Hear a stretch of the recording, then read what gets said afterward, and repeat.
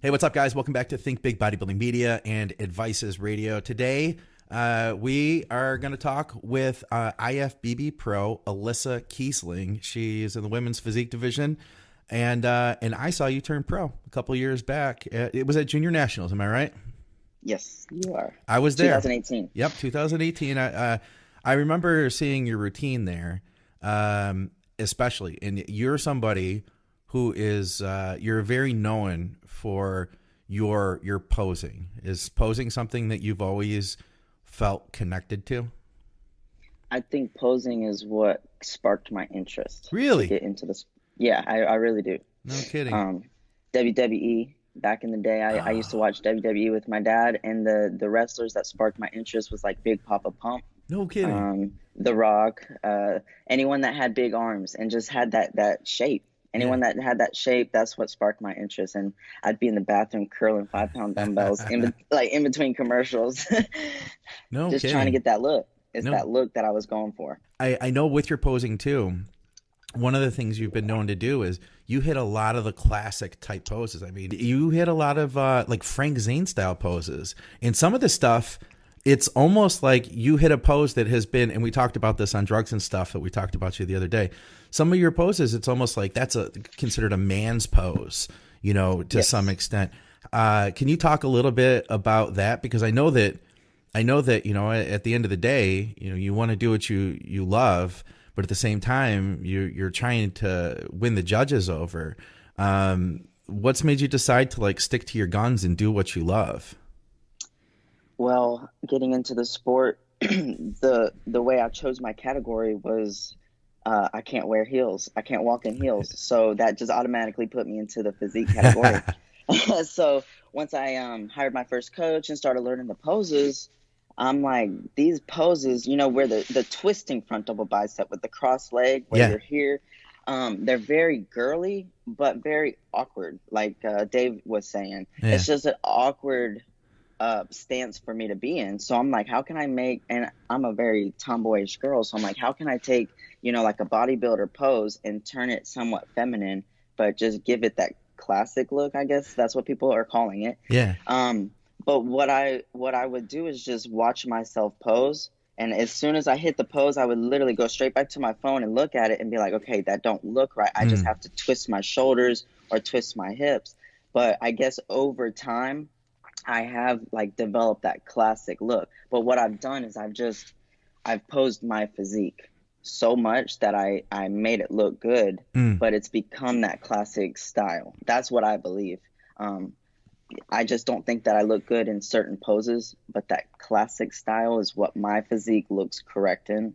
And I don't know, man, it just comes natural. A lot of people ask me what I do look at like certain people back from like the 80s and the 90s or whatever, but I just hit the pose the way that I feel it looks the best. Right on. Have you gotten any? It just comes out like that. Has there been any like detraction? Have any judges told you like, hey, you're not doing that right? Now it's like at a show. Okay, so let's say Junior Nationals. We use that since you were there. Prejudging, I didn't necessarily hit the classic poses when I was being judged. So I see. Whenever they call out the front double bicep, I will hit it straight on, just so they can see my proportionality, symmetry, muscularity, and all that. Now, in the freestyle round or the posing routine, that's when I'll give my personality, my characteristics with the with the classic style, with the twisting and all that. Okay. So that way I want them to see me as a women's physique competitor, that I know like I'm supposed to pose as a women's physique, feminine competitor, etc. But I do want you guys to see that I know how to pose like a man, but make it look right. Right on. So you were doing curls in between commercials for the wrestling shows. When did that actually turn into like actual bodybuilding?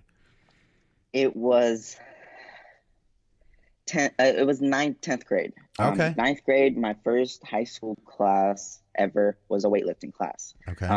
I was too shy and insecure, so I didn't go nowhere in 9th grade. 10th grade, he's an ex-bodybuilder.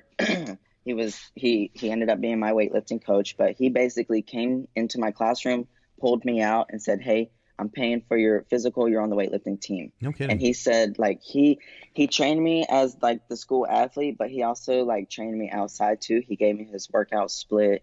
He gave me like just tips. He told me in my junior year, he said, "Alyssa," because I would carry my refrigerator in his classroom. He said, "Alyssa, I need a." He said, "You're gonna have a video, film crew following you around, just watching your daily life No because kidding. of how I was living in junior high, like just every hour. You know, I was on point like I am right now. So Wow. that's actually where I developed my schedule. My meal schedule was based off my high school time schedule. You Wow. know, so six o'clock I was able to eat before school. 9 a.m. I'm able to eat in between classes. Yeah.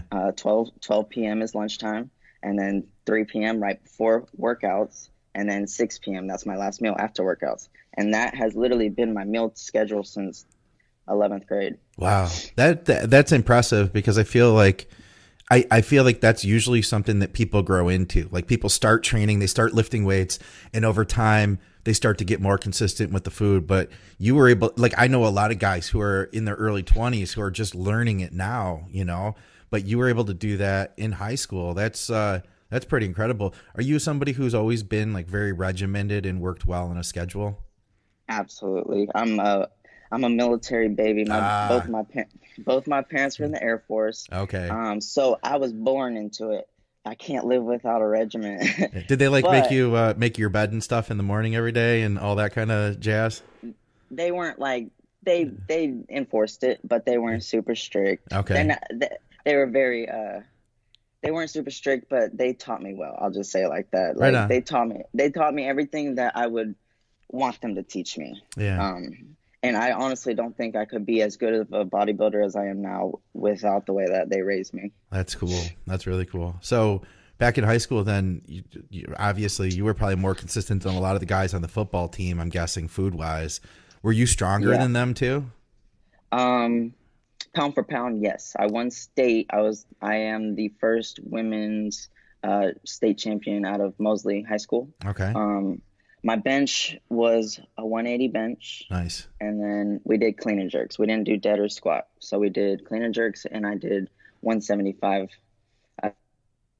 29 weight class. Okay. So throughout my weightlifting career in high school, I started at 119, and then it was just very unhealthy because it would be like try and make weight Mm. from like Tuesday to Thursday, and then on Thursday when we made weight, we all would like go out to eat and pig out. So Yeah. I got fat in high school. I got fat in high school because I literally just lifted weights and ate food and no Okay. cardio.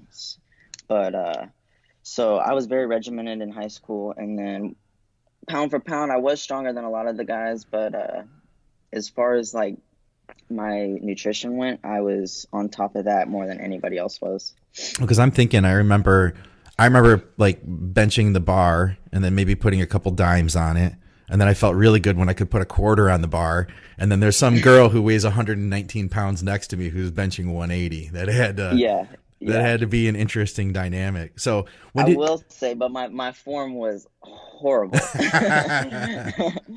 so when did that actually translate into training for your physique and getting into competitive bodybuilding? So after I graduated high school, I got a job at GNC, and I was just basically hitting all the bases, learn like just working my way into the industry. Yeah. So I got a job at GNC, and then I hired my first personal trainer. I just went to literally me and my mom just pulled up at a random gym, hired a trainer on the spot. Huh. So in 6 months, I cheated on my diet one time. I ate like half a jar of peanut butter. I cried my eyes out to her, but that prep showed me that this is what I really want to do because it gives me a goal. And then like that day of the show day, it just comes to fruition for just all the hard work that you put in, Yeah. denying yourself of cheap meals and stuff like that. So that's when I found out like this is really what I want to do. That's cool. And how old did you say you were then? So I was 19 when I was prepping for it, but I turned 20, and then the show was a couple months later. So I had Okay. just turned 20. Okay. So it was the Panhandle Showdown in Pensacola, Florida. Okay. That's cool. Yeah, that's really cool. Did you do women's physique then? I did. You just I was so committed. small. I was so small. Yeah, I did, man. If my someone videotaped my first routine, and Yeah. it's on YouTube somewhere in pretty good quality. But I was small, but my routine, that's what, like, boom, You already you had know, it every even back then, huh? yeah, That's yeah. cool. It was very robotic, but it was, you could tell that like my style was just pulled out of that. Yeah, that's So really cool. I know there's a lot of girls they'll start and they'll be like, "Hey, my goal is physique, but I don't have that much muscle yet, so I'll do figure, or even I'll do bikini." Was there ever a thought in your mind that you were going to do a smaller division, or the heels thing just said there's no? You said there's no way. if you really get to know me, my personality is not bikini for sure, and I feel like I want to flex on stage, so that Yeah. just leaves physique to that category. Bodybuilding, I just don't think I'll ever be big enough, hard enough. I just don't think that's the category for me. Okay. I may try it out. You never know. I might. It, who knows? But women's physique is where I feel I fit the best. Okay. So for anybody who isn't familiar with how they organize the divisions with women's physique, that's going to be still a height class, right? You're not in a weight class, in the amateur divisions.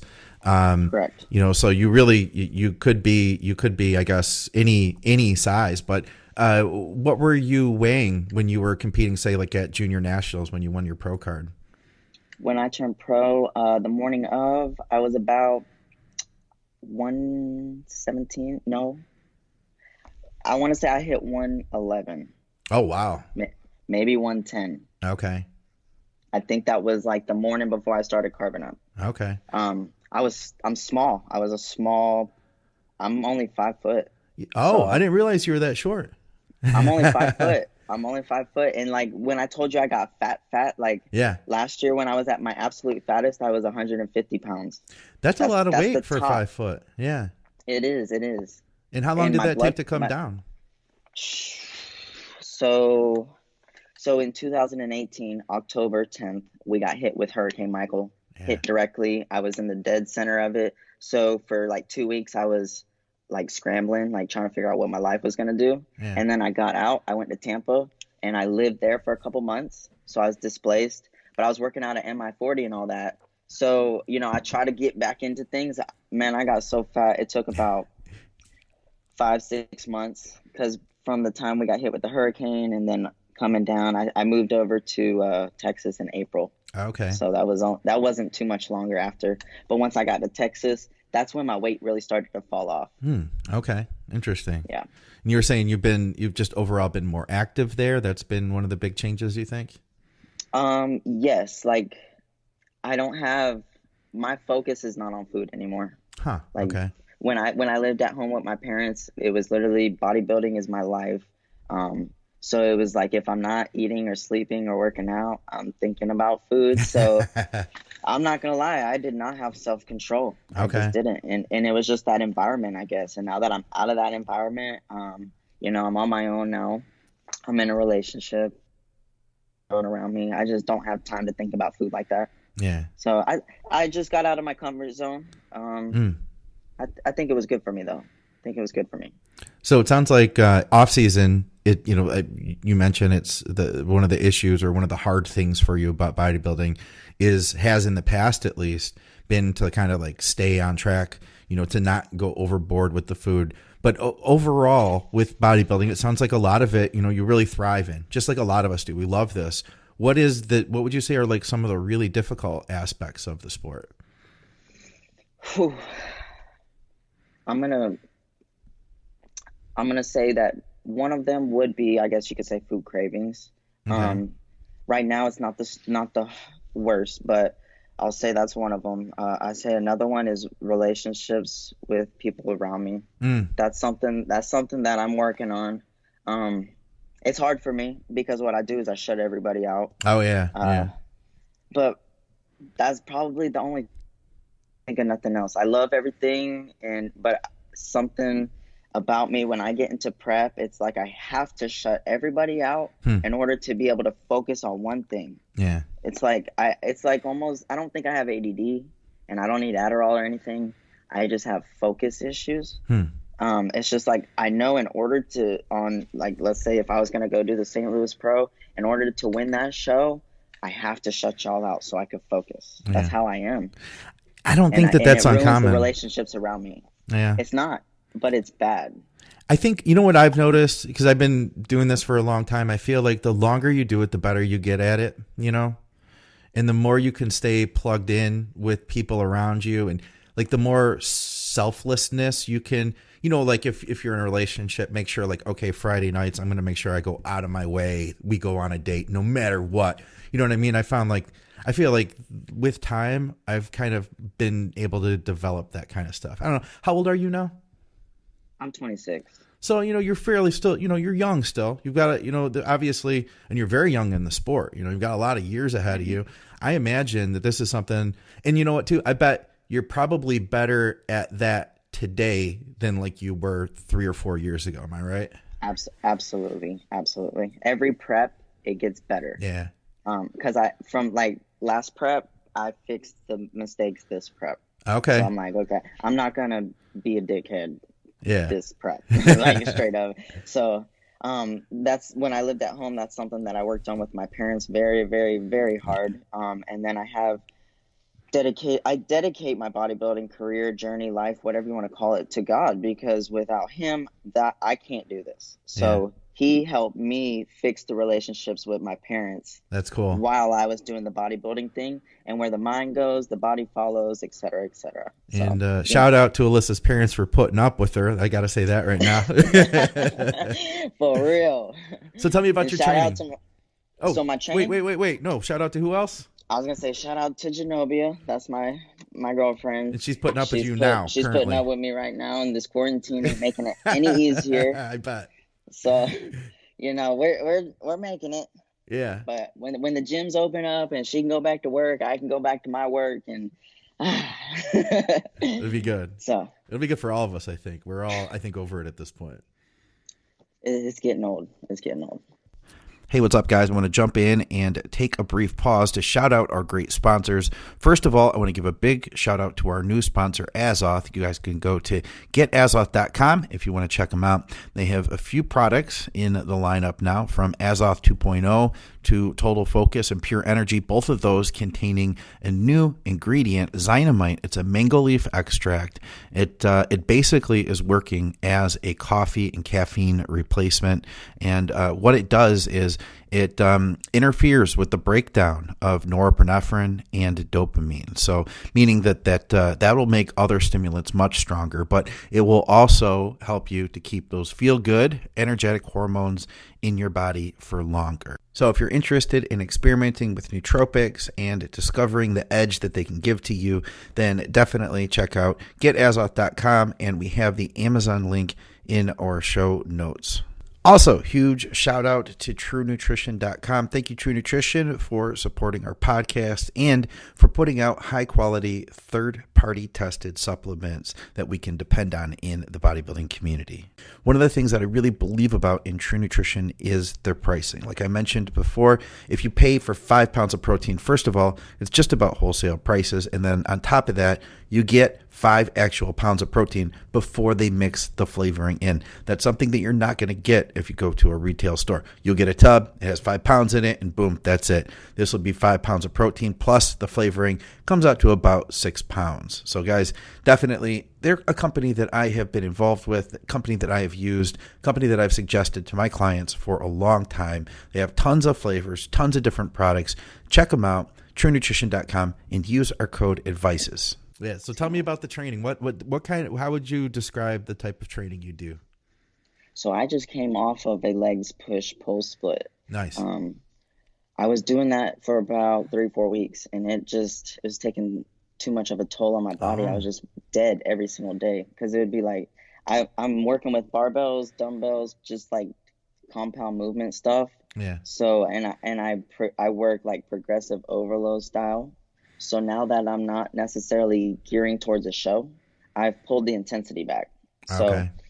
what I'm basically doing is I'm progressively overloading to the top set. And then what I would usually do in a prep is I would take that top set and maybe make it like a strip set, like a double drop set, or whatever. Yeah. But now what I'm doing is I'll just hang at that weight. I'll Hmm. hold a couple sets at that weight. Okay. So I don't just do one set with like, so let's say I'm benching and I work up to 185 Yeah. for a set of 8. I don't just stop and say, okay, one set of 8. I'll just do like 4 to 5 sets of 8. Oh, And then wow. so that's different for me. That's what I just usually do. Like some people say they work up. Those are their warm up sets, but Yeah. I consider them working sets. Yeah. Every set for me in the gym is a working set. Okay. Yes, it's warming me up, but it's still working something. It's working either my execution or something. So would you consider that like more volume style training is what you've gotten a lot out of then? I would consider my style of training very high volume, but I incorporate a lot of heavy weight into it. So I mean, I'm very like I just go off the top of my head. I never have anything planned. Okay. I go off of how I feel. No workout is the same. I've been training so long that I know like, okay, last week I did this weight for that. Like I just know what I got to do when I go in there. Yeah. And especially come prep time, it's like some people need a logbook, but I just feel like that's my logbook up here. Right So, on. Yeah, I think like yeah. the longer you've done it, the more intuitive you can get. Very. So, as far as your posing goes, is that something that do you choreograph that out ahead of time, or is that something that you feel it out and you do what feels right? So let's say show routine I came up with, it was produced in the off season. Okay, so you put a lot of planning into it then. Okay. Well, I honestly, I wouldn't say I put a lot of planning into it. The way that my like seasons go is when I'm like fat and out of shape, or in the off season, we'll say when I have a lot of downtime.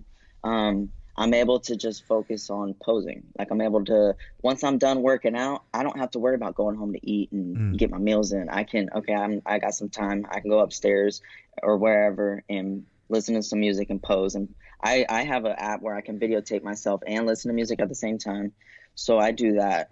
And then that's my practice, you could say. And then I'll find a song that has like a really good beat or whatever, and I post it up on Instagram, and people kind of like wow over it. And Yeah. I'm like, okay, people like that song, and I kind of like, okay, I like the entrance of the routine, but I don't like how I kind of ended it. So I'll just manipulate the routine as time goes on, but I don't really spend my prep working on it at all, because I spend my prep working on sleeping and then my meals and all that. So my posing is really done in the off season. Okay, so it's just, and it sounds like you intuitively work your way through those routines, building them through that off season, and then once you get to your contest prep, then from there you pretty much have it set and you just practice it, or how does that work? I would say yes. I Okay. would maybe practice it. I check in with my coach Tuna every 2 days, but I would send him maybe once a week, just so he could see me moving.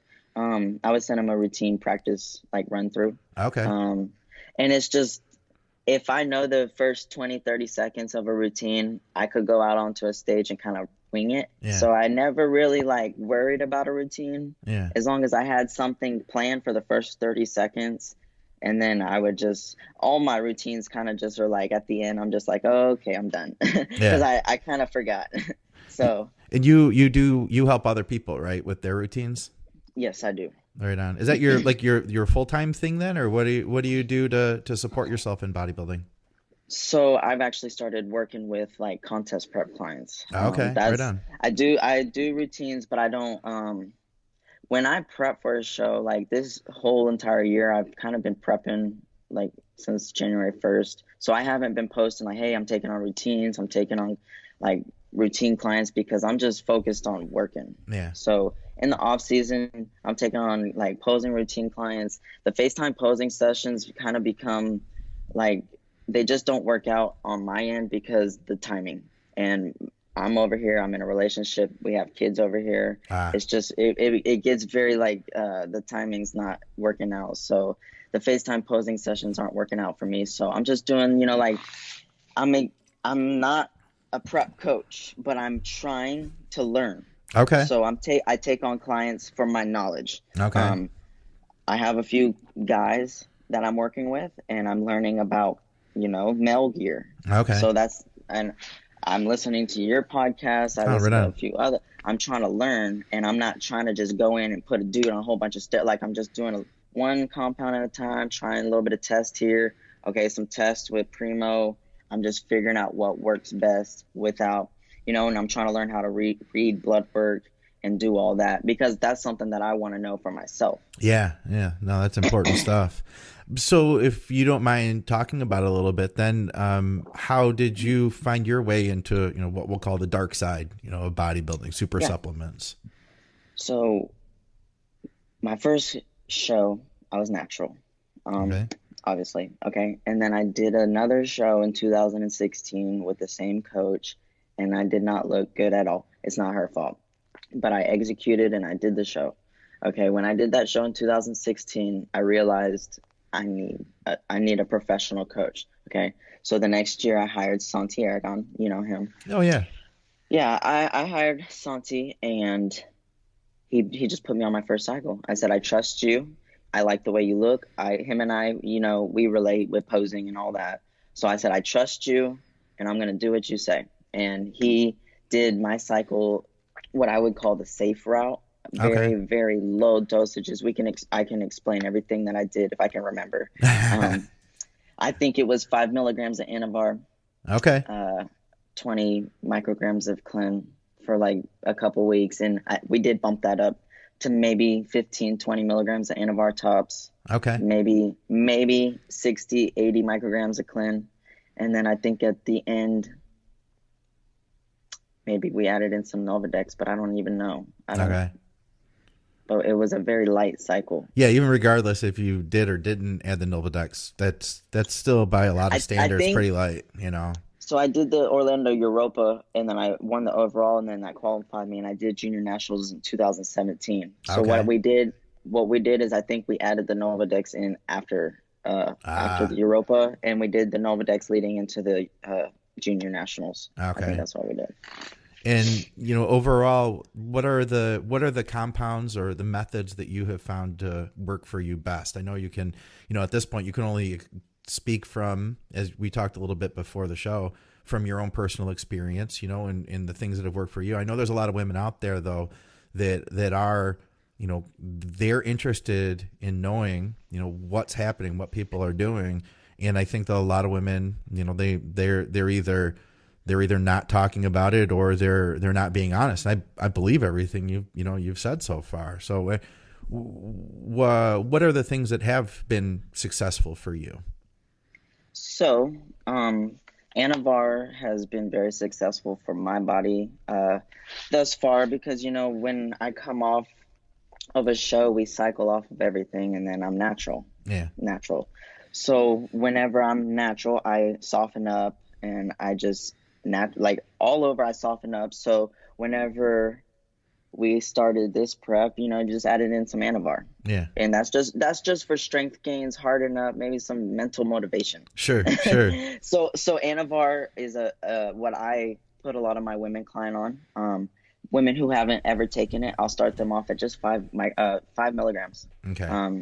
Bump it up maybe a couple weeks later to 10, and depending on the athlete, if they've used Anavar before, I personally don't go over 20 milligrams for a woman. Right on. That's just what I do. Yeah. I've never went over 20 milligrams, so I'm not going to make someone else go over 20 milligrams. Yeah. So you're telling me, is that as far as anabolics go, is that all you've used then? Is just Anavar? No, so I've used, the Clen, that's not anabolics, but the Novadex. I've used Winstrol, Anavar, in a prep T3. Okay, so that's past. Now current. We'll talk about current. So currently I'm only running right now because there's no shows that I'm prepping for. I'm just doing Anavar, Novadex, and Primo. Okay. Anavar, Novadex, and Primo. Correct. And I was going to say as an IFBB pro. Okay. And that's when you were getting the plan you were telling me was the St. Louis Pro, which is that canceled now? Is that what's going on? I think it was totally canceled. Okay. I don't know if it was postponed, but I think it was totally canceled. Okay. But I know the Boston, because once that was canceled or whatever, I was like set my eyes on Boston. Yeah. Now Boston's pushed back. So. Okay. So whenever I was getting ready for the St. Louis, we were doing Nolvadex, Winstraw, Primo, and Anavar. Okay. And so that, I mean, And that's not, I mean, obviously we're talking about someone who's at the pro level here. What did your program look like for, say, Junior Nationals 2018 to achieve your pro card? okay. So I want the listeners to understand that when I was prepping for junior nationals, I was coming down from a high body fat percentage. Yeah. So we were using things like T3. Sure. We were up in the Nolvadex to harden my glutes, the Winstraw to harden up. The Anavar was kept in there for muscle gains and hardness, whatever. Clen was added in. And then the last week we were doing things, you can only add so much gear when you're so far out. Sure. So we were just, adding in natural diuretics. Yeah. I was up in my cardio. So as far as anabolics go, though, just Right. Winstrol and Anavar. That's, I mean, For junior nationals, yeah. correct. And okay, because I kind of wanted to make sure we got that point across. Yeah. Just because, and it's not like I want to preach here, but I mean, I think that's a pretty solid plan, But I just know women that are in the women's physique division that, and I'm not taking anything away from them, to each their own.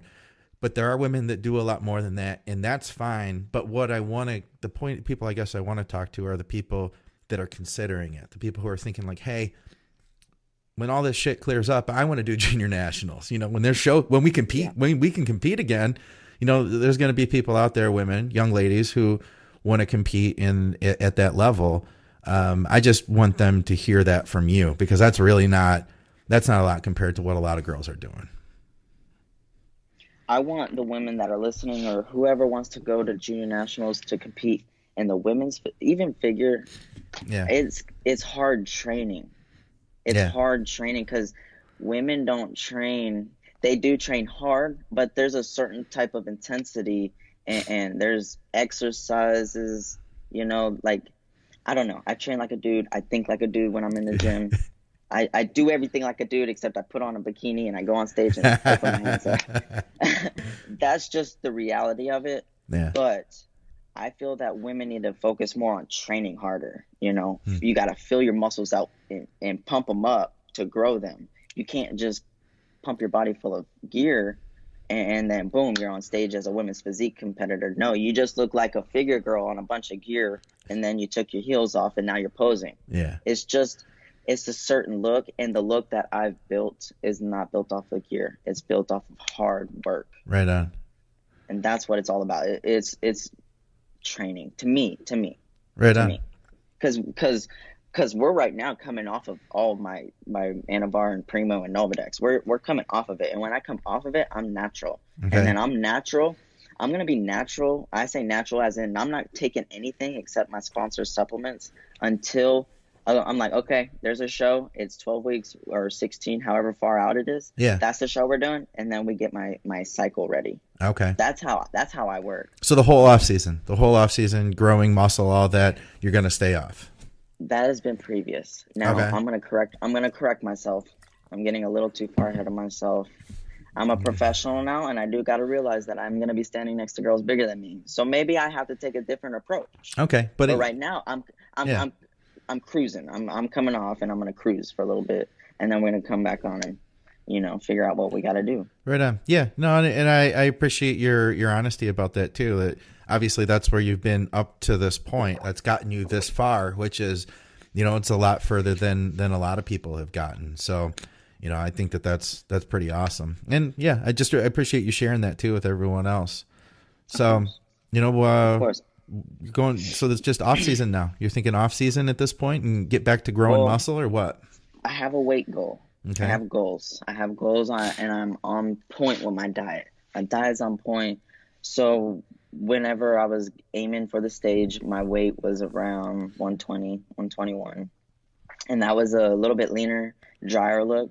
And now I'm a bit fuller, a little bit softer because I'm coming off some stuff, and my calories went up. But my weight in the morning today was 122.8, but we're shooting for 124. That's the goal to wake up at in the morning. you know, even after cardio. Like if I go for my walk Yeah. and I come back home, I want my weight at 124. Okay. So I usually lose about a pound and a half. If I wake up and weigh myself, I'll be Yeah. like 124. If I go for a walk, I'll be 122.5, whatever. Like I lose a little bit of weight just from walking Sure. and being awake or whatever and pushing that glycogen around. But I'm trying to wake up at 124 and then we'll set another goal. I'm just doing small goals and trying to stay focused. That's where I'm at right now. Right on. And it sounds like for you, the challenge is probably staying lean then as you grow, based off of what you were saying earlier, that like you probably want to. And I bet, you know, I mean, in all honesty, as a critic of the sport, I would say that like on stage, the thing that I would like to see from you is that you push the conditioning further, you know, a little bit further. And I think just in my experience, the leaner, it makes sense now to me, because the leaner you can stay in the off season, you know, the leaner you can get going into a show. And it sounds to me like you're in a much better headspace now. Your lifestyle, your situation is set up. You're probably going to be able to do that now, you know? I agree. I think so too. And at this point, I mean, I've just put everything into perspective. Where my calories are at right now, you know, I'm eating a muffin before I train every day. Okay. There's only one meal that's carbless. It's my second meal. It's just some eggs. But every other meal has carbs in it, which I've never had that in my diet. So I'm able to eat like this and look like this and stay lean. And I'm not having to do but 20 minutes of cardio a day. So like where my diet's at and where everything's at and perspective wise, like I don't need to cheat. There's no reason to be pigging out and binging and ruining it. Yeah. I'm in a good spot. And like you said, my food's still able to go up, but I'm able to work on like my glutes. That's where I don't harden up. Okay. Straight up. When it comes down to it and I'm on stage, it's either going to be size. I'm too small. Like I'm not going to be too small, but there may be other girls that outsize me. Yeah. But I just don't think my glutes are going to be hard enough. Okay. Yeah, I feel like that's the struggle for a lot of women. You know, you're not alone in that by any means. You know, it's a lot. Yeah. And I think too, it's like what I've seen is it's that balance of, okay, maybe you can get them harder, but how much are you going to sacrifice to make that happen then? You know what I mean? Like the rest of your physique comes down, you know, as a result, right? Okay. You're right about that, because at Junior Nationals in 2018, we were working to get those glutes down. Yeah. And I can say I was very dry and hard on stage, but just I think all that cardio and all the low carbs just over a long time span. Yeah. I don't think I was flat on stage. I just think I could have been fuller. Okay. So I just feel like if you take pictures from 2017 versus 2018, it's two different looks. Yeah. One looks a fuller look and one look is like a more dry. We were going for that conditioning. Yeah. I just think when when I fill out and I'm fuller, I pop better. Okay. Yeah. I look bigger. Maybe I look bigger. But I think at Junior Nationals in 2018, I definitely did bring the conditioning. But like you said, it affects the rest of your body. Well, I appreciate your time here. This has been really cool. And like I said, I want to give a chance, to our listeners to get a chance to know you a little bit more. And I'd love to have you back. I feel like you're a really cool person. We could do something else. I'm sure if we had another topic, a specific idea to focus on, I feel like we could have a kick-ass show. So I think that would be awesome.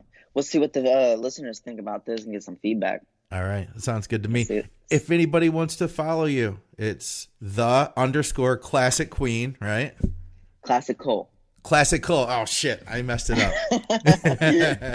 Classic Cole. Okay. That'll be in the show notes. Anywhere else people should go to check out anything you're doing or anything like that?